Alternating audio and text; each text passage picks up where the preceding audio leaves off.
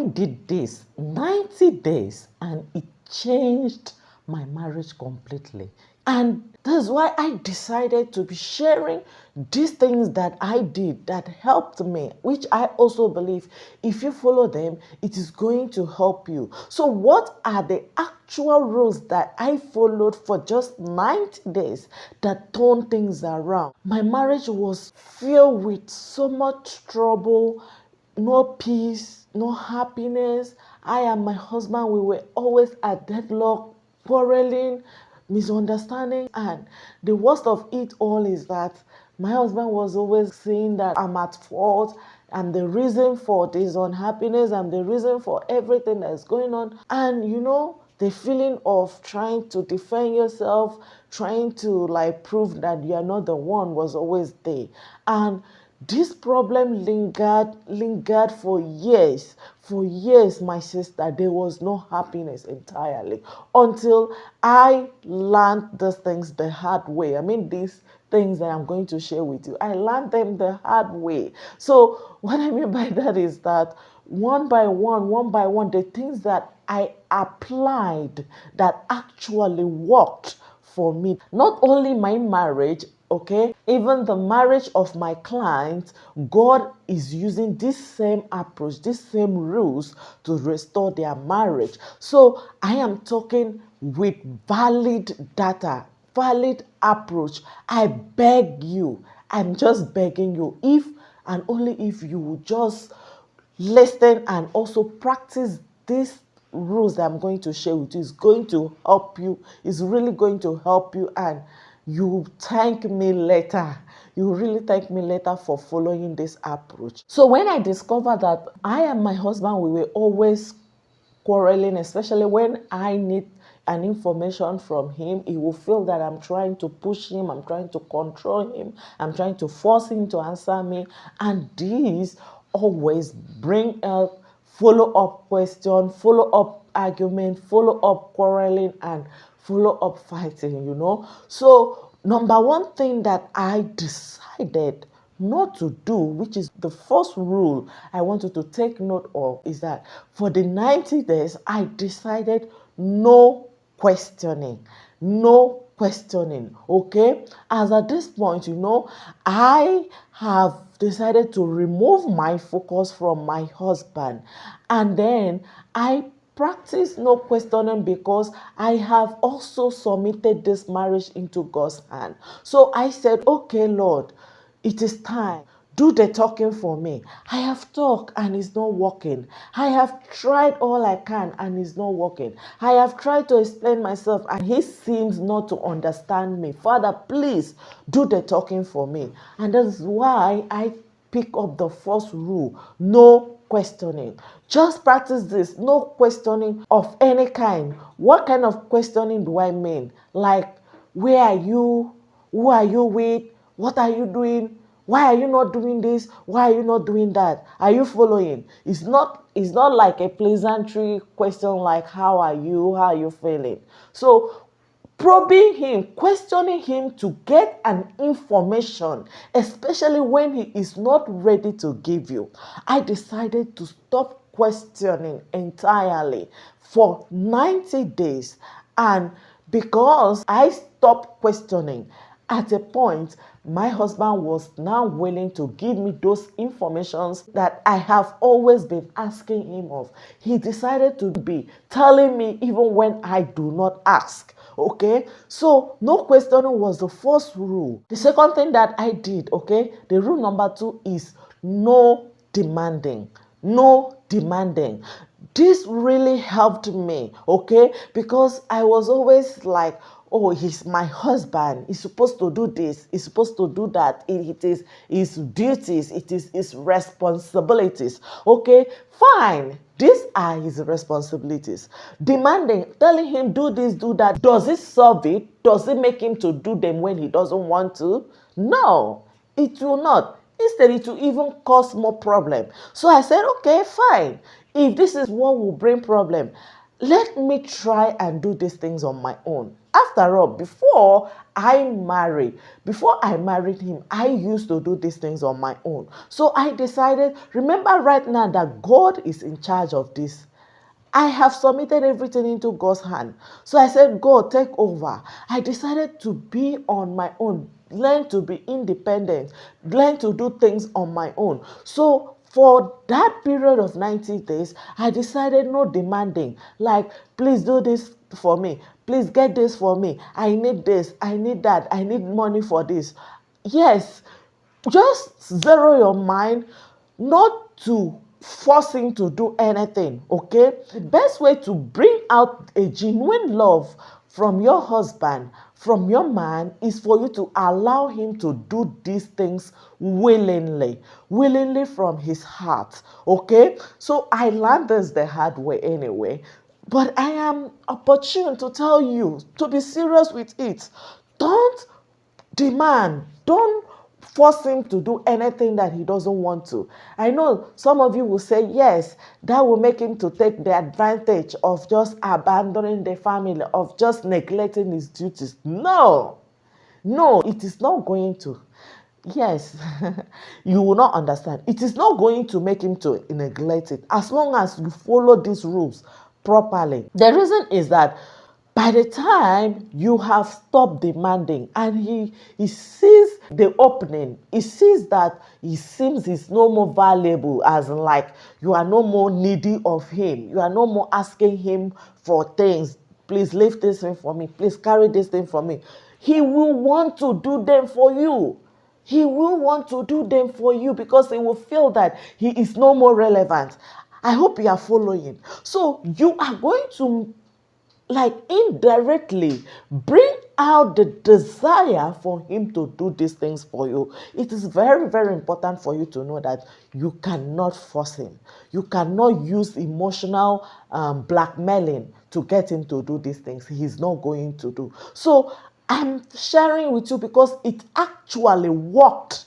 In my case, it actually helped me to change and save my marriage within 3 months, which is 90 days, okay? So, and not just only my marriage, the marriage of my clients are being saved from these little rules that we are sharing, okay? So rule number 3, I decide no complaining. No complaining.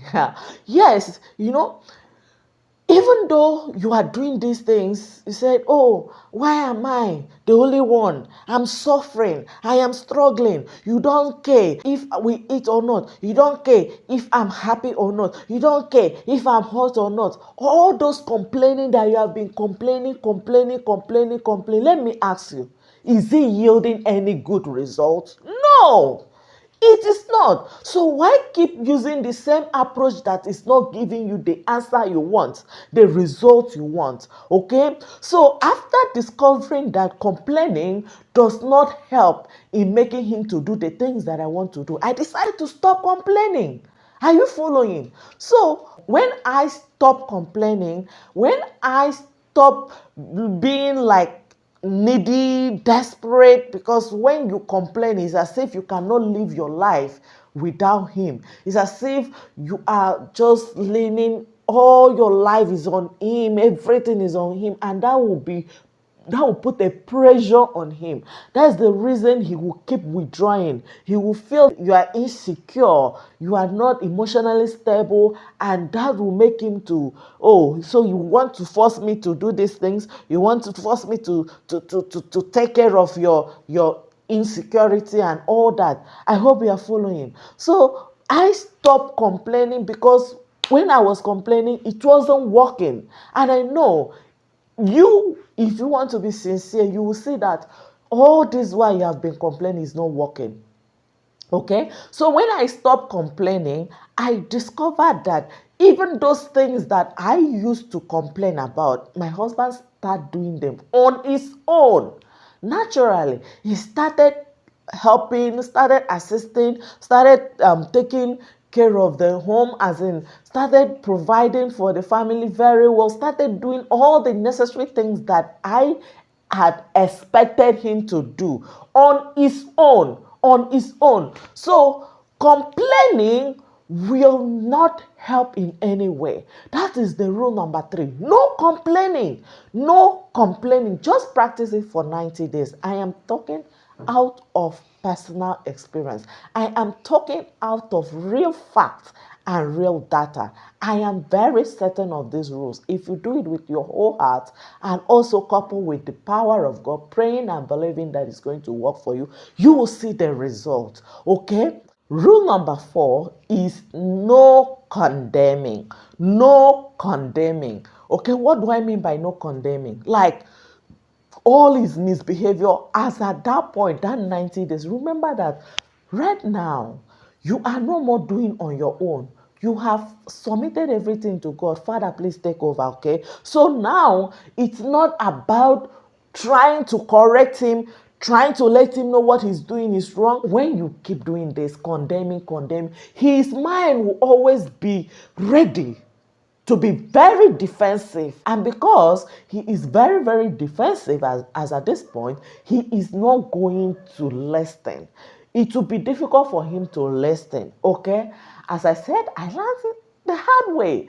I learned the hard way. But after I discovered that when I stop condemning his actions, okay? When I stop like, you are not doing this thing well, you have always neglected this, you have always complained this. When I stop like condemning his actions, all the little things that he is doing wrong, I stop looking at his wrong. Remember that my point of focus is future, is forward ever. Positivity, okay? I want things to change. So I decided to remove my eyes from his weakness.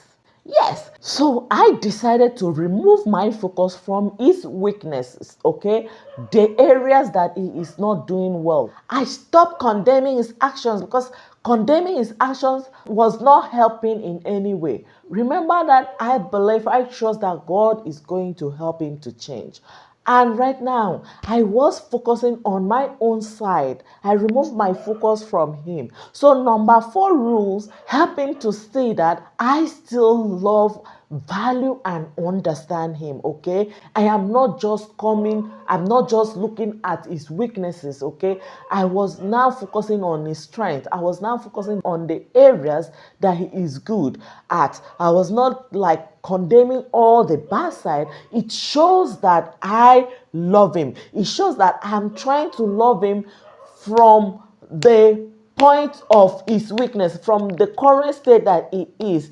It shows that love covers all things. And this is just what they want. They want to feel that you can love and understand them, that you are there for them, even in their weakest moment, that you will tolerate them.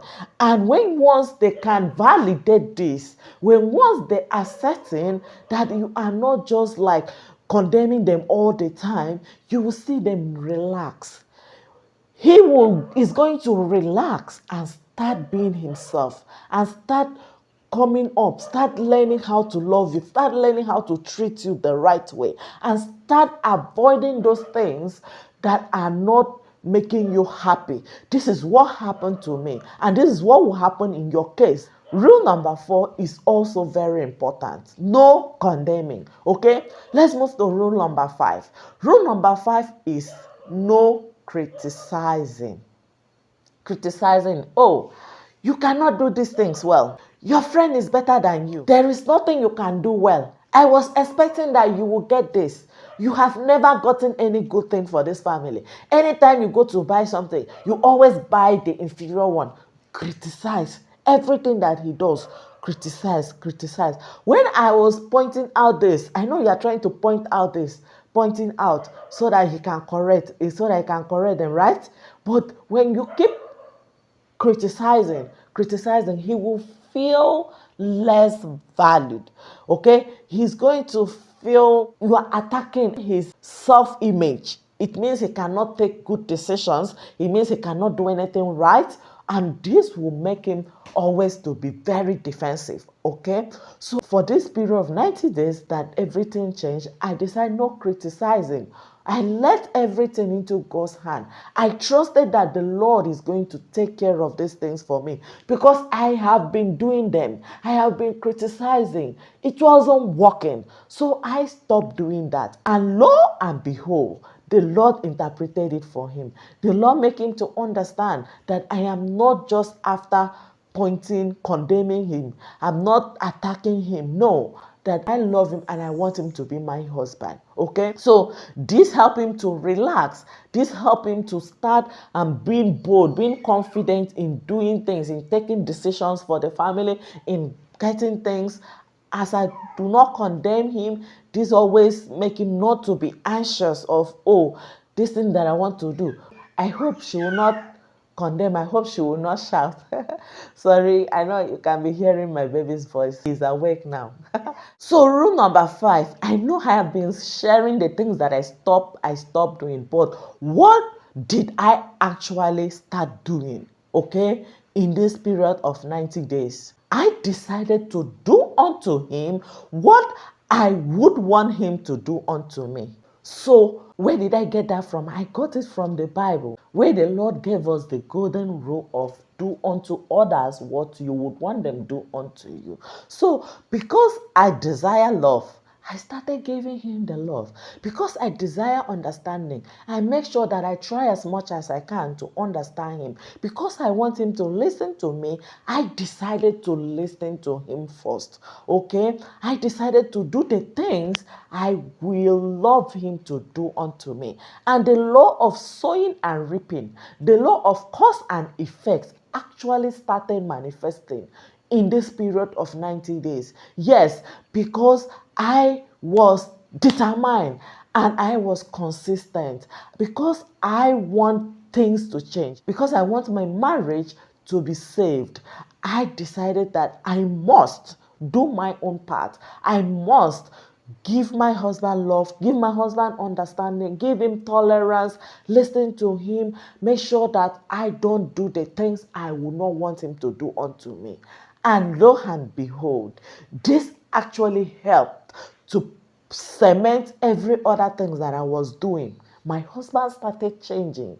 By the time I started tolerating, giving him love, and I don't quarrel, I don't, when you follow those rules of no question demanding, there will be no opportunity for you to quarrel, because right now you are leaving all the talking for the Lord to do for you. Okay, right now it is only the Lord that is talking. You are not talking, you are not condemning, you're not asking him. Whenever he's doing something, you are not talking. For these 90 days, you will see that he is going to start. In fact, it's going to build up curiosity in him. He will start wondering, wow, this one that my wife is changing like this, what happened? And because being curious, he is going to start paying attention to you. And before you know it, the love will start coming back. Wow, I love this new version of my wife.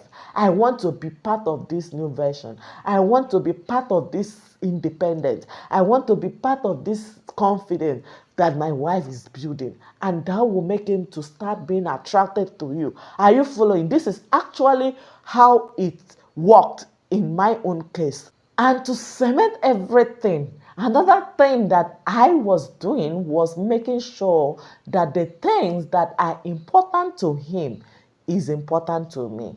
Yes, so if his friends that he loves so much are important to him, I make sure that I don't criticize them. I make sure that I just allow him to choose his friends. I make sure that his family that is important to him are also important to me. I make sure that his work, okay, any area of his life that is important to him, those things that make him happy, I make sure that I focus on them. Those hobbies, I make sure that I do not hinder him. Instead, I can bring some of the hobbies home, okay, like probably watching of football and all those kind of a thing. I make sure that I don't hinder him from enjoying his hobbies. So because I allow him to be himself, I allow him to enjoy the opportunity of being a man he wants to. Because I allow him to just be whom he wants to be, my husband started willingly and wholeheartedly start loving me. I mean, within these 90 days, everything changed. Okay, the way he used to talk to me changed, the way he used to treat me changed. He was now becoming more attentive, listening to me, and then understanding, as in, like, I was surprised. I said, wow. And I know, even in your case, no matter how deep the situation is, the Lord is going to change it for you. The Lord is going to change it for you. And you shall give testimony, just as I'm giving testimony right now. You will also testify in Jesus Christ's name. I understand that sometimes staying focused, ability to stay focused is one of the problems. Ability to do it consistently to the end is a problem. So if you need a support, if you need someone to work with, if you need someone to support you and encourage you and help you to stay focused, reach out to me for one-on-one counseling. You will see my contact in the description of this video as well as the comment section. I am always ready. I am always available to guide you. As the Lord has done it for me, I believe the Lord will also do it for you in Jesus Christ's name. Remember to drop your question in the comment section. And if you have watched this video to this point, also put it in the comment section. My marriage shall change completely for better. My marriage shall change completely for better in Jesus Christ's name. Amen. And the Lord will definitely save this your marriage for you. The Lord will definitely turn things around for you. The Lord will definitely shame the enemy that is trying to pull down your marriage. The Lord will definitely do a new thing in your marriage. Has He changed mine? Has He saved me? Has He made me to be a happy woman now? You shall also be a happy woman in Jesus Christ's name. Always have it at the back of your mind that the Lord Jesus Christ loves you, and I love you too. See you in my next video.